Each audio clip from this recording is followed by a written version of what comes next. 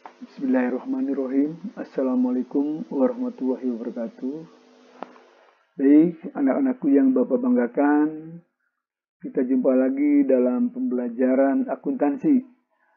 Untuk pertemuan kali ini, kita akan membahas materi persamaan dasar akuntansi yang merupakan mata pelajaran ekonomi kelas 12 di semester 1. Kita awali dulu dengan konsep persamaan dasar akuntansi. Pada prinsipnya, pencatatan akuntansi itu dibangun oleh persamaan antara aktiva sama dengan pasiva. Dalam hal ini, yang dimaksud dengan aktiva itu adalah harta atau aset yang dimiliki oleh perusahaan. Nah, apa saja yang termasuk ke dalam aktiva? Di antaranya ada kas, kemudian ada piutang usaha, ada sewa dibayar di muka, perlengkapan, peralatan, akumulasi penyusutan peralatan, kendaraan, dan gedung. Jadi semua harta atau kekayaan yang dimiliki oleh perusahaan itu harus sama nilainya dengan hutang dan modal. Apa saja sih yang termasuk hutang itu atau liability? Ada utang usaha, ada utang bank. Ada juga modal, ya, ditambah dengan modal. Modal itu adalah setoran yang dimiliki oleh pemilik perusahaan untuk menjalankan usaha ini. Begitu misalnya modal Tuan X atau modal Nyonya X. Yang kedua ada pripe. Pripe itu adalah pengambilan untuk keperluan pribadi pada perusahaan.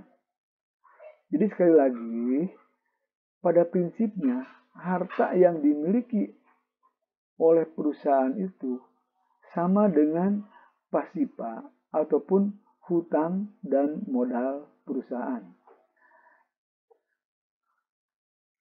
Adapun untuk transaksi pendapatan dan beban, dalam persamaan akuntansi, akunnya itu dimasukkan ke dalam modal. Sebagai contoh misalnya pendapatan biasa ataupun pendapatan lain itu sifatnya akan menambah modal. Jadi akunnya dimasukkan ke dalam akun modal. Sedangkan untuk beban atau expense itu yang berupa beban gaji, beban listrik, ada juga perlengkapan, beban sewa, beban asuransi, beban iklan, beban penyusunan peralatan, itu sifatnya mengurangi modal. Ya. Jadi di sini untuk pendapatan dan beban itu dimasukkan atau disatukan ke dalam modal.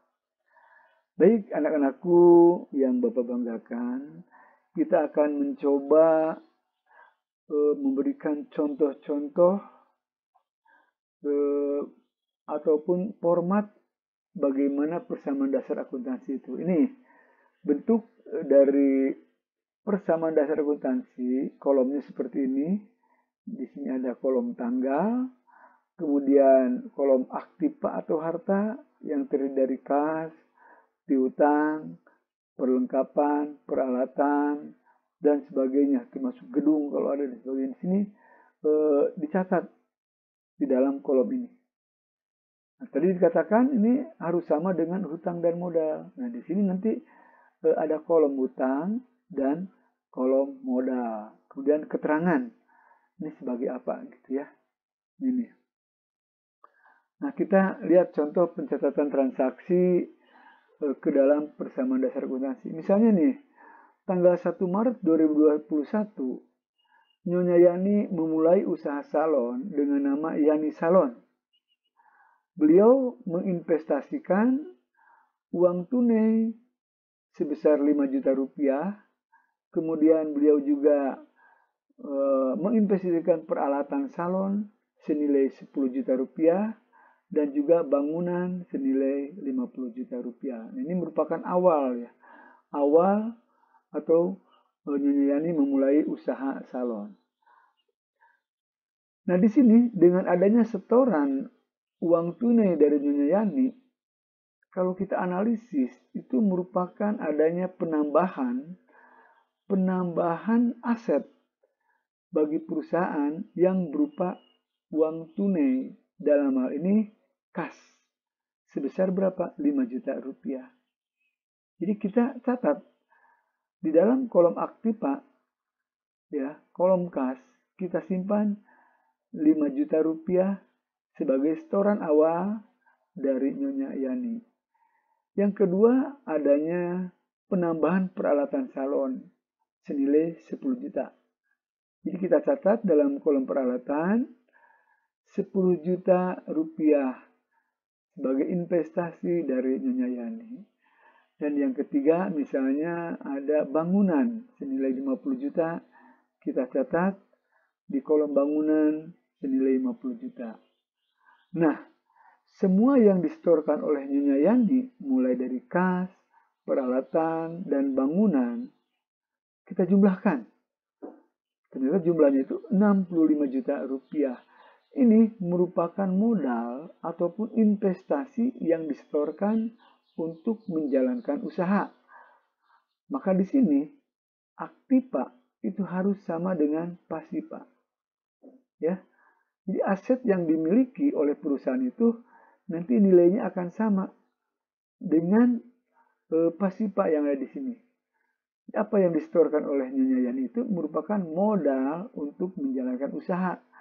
Maka di sini kita catat modal Nyonya Yani yang ada di perusahaan itu sebesar 65 juta. Ini untuk lebih jelasnya lagi kita akan coba transaksi berikutnya. Tanggal 2 Maret 2021 dibeli perlengkapan salon seharga 2 juta rupiah dari toko Indah secara tunai. Nah, kalau kita membeli perlengkapan atau perusahaan itu membeli perlengkapan, maka otomatis di perusahaan tersebut ada penambahan aset, penambahan harta yang berupa peralatan senilai 2 juta rupiah. Maka kita catat di aktiva itu perlengkapan bertambah sebesar 2 juta rupiah. Kemudian karena di sini dibelinya secara tunai, maka nanti ada pos yang terpengaruh yaitu kas. Kas berkurang. Ya, kita catat kas berkurang sebesar 2 juta rupiah. Untuk apa? Untuk membeli perlengkapan. Di dalam persamaan akuntansi, untuk pencatatan berkurangnya nilai uang, kita catat dalam kurung. Sebagai contoh misalnya 2 juta di sini dalam kurung artinya mengurangi uang kas tersebut. Nah, jadi di sini kita catat uang kas berkurang 2 juta, perlengkapan bertambah senilai 2 juta. Next, kita lihat lagi. Pada tanggal 5 Maret terjadi transaksi dibeli peralatan salon sebesar 8 juta rupiah dari toko Jaya secara kredit. Nah, berarti di sini ada penambahan aset yang berupa peralatan salon sebesar 8 juta rupiah. Di tanggal 5 Maret kita catat adanya penambahan aset yang berupa peralatan senilai 8 juta rupiah. Yang kedua, karena kita atau perusahaan itu membelinya secara kredit, maka di sini uang kas tidak terpengaruh. Tapi nanti akan muncul akun kewajiban untuk dibayar kemudian. Maka di sini akan muncul, kita catat utang perusahaan kepada toko Jaya sebesar 8 juta. Jadi peralatan bertambah 8 juta, utang karena kita belum bayar ke toko tersebut bertambah sebesar 8 juta rupiah. Ya. Lanjut lagi. Kemudian tanggal 9 Maret misalnya tahun 2021 tersebut diselesaikan pekerjaan merias untuk keluarga Tuan Udin senilai Rp7.500.000. Namun baru diterima pembayarannya itu Rp5 juta. Nah ini kalau kita analisis apa yang terjadi nih, berarti di sini ada pemasukan pendapatan, ya, pemasukan pendapatan karena kita sudah melakukan pekerjaan. Jadi seharusnya Tuan Udin itu membayar ke kita ini Rp7.500.000. Tapi karena beliau baru bayar 5 juta, maka kas yang terpengaruh itu ada pemasukan sebesar 5 juta. Nah ini, tanggal 9 Maret kita catat, ada masuk uang kas dari Tuan Udin sebesar Rp5 juta. Padahal yang seharusnya itu Rp7.500.000. Berarti ada istilahnya selisih, ada penangguhan pembayaran dari Tuan Udin. Dalam akuntansi itu namanya piutang. Jadi istilahnya itu tagihan bagi perusahaan untuk diterima kemudian. Maka muncul piutang sebesar Rp2.500.000.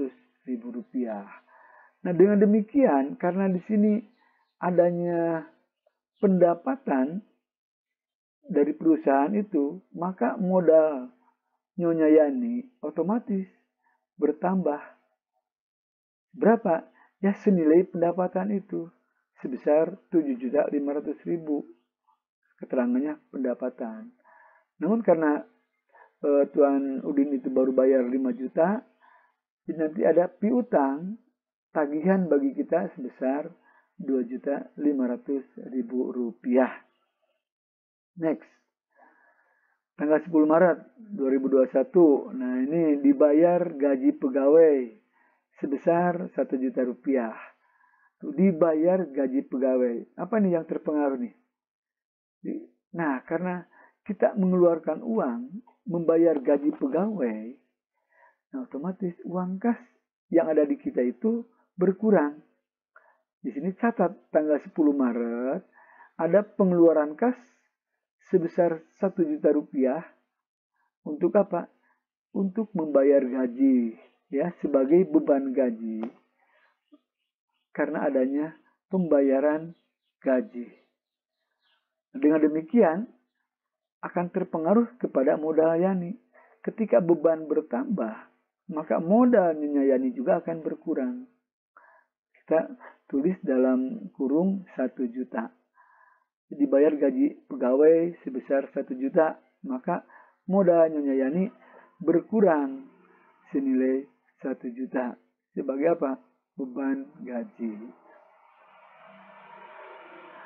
Jadi di sini kita dapat menyimpulkan bahwa persamaan dasar akuntansi untuk Yani Salon ada yang disebut dengan aktiva. Artinya seluruh aktiva yang ada di perusahaan itu kita jumlahkan. Itu harus sama dengan utang dan modal atau pasiva. Nah, Bapak udah jumlahkan dari semua aktiva itu nilainya sebesar Rp79.500.000 sebagai aktiva atau harta. Nah, kemudian utang dan modal juga sebesar Rp79.500.000. Jadi di sini adanya keseimbangan dalam persamaan dasar akuntansi. Mungkin itu yang sudah kita bahas kali ini. Yang masih penasaran boleh tanya-tanya ya, atau mencari tahu, didiskusikan dengan teman sehingga pemahaman terhadap materi persamaan dasar akuntansi semakin jelas. Karena ini merupakan awal ya, merupakan kunci untuk lebih memudahkan memahami materi-materi ke depan. Sekian pertemuan kali ini, mudah-mudahan bermanfaat. Wassalamualaikum warahmatullahi wabarakatuh.